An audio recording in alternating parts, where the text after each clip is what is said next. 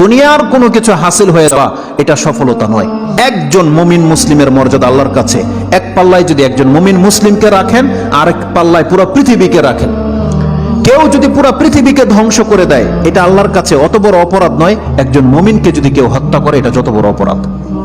তাহলে একটা মানুষ তাওহীদের উপরে যারা আছে তাদের মান মর্যাদা এত, আল্লাহ বলছেন অতএব তারা যেন দুনিয়ার জন্য নয়, বরং তারা ওই পরকালে জাহান্নাম থেকে মুক্ত হয়ে যাওয়ার সেই রাস্তা যেন তারা অবলম্বন করে। কারণ সেই দিন যাকে জাহান্নাম থেকে শুধু বাঁচানো নয়, দূরে রাখা হবে।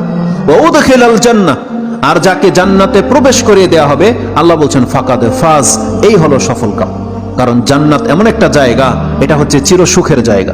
একবার শুধু কোনো ব্যক্তিকে জান্নাতে ঢুকিয়ে দিলে জীবনের যত পেরেশানি আছে সব দূর হয়ে যাবে, সব দূর হয়ে যাবে। তাহলে পরকালের ব্যাপারটা হচ্ছে এমন। আল্লাহ বলতেছেন সেই দিন যাকে জান্নাতে ঢুকিয়ে দেওয়া হবে, আল্লাহ বলছেন এই ব্যক্তি হচ্ছে সফল কাম। তাহলে এই সফলতা আসবে কিসে?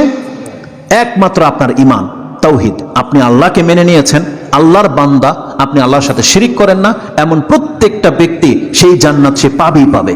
এটা আল্লাহ ওয়াদা করেছে।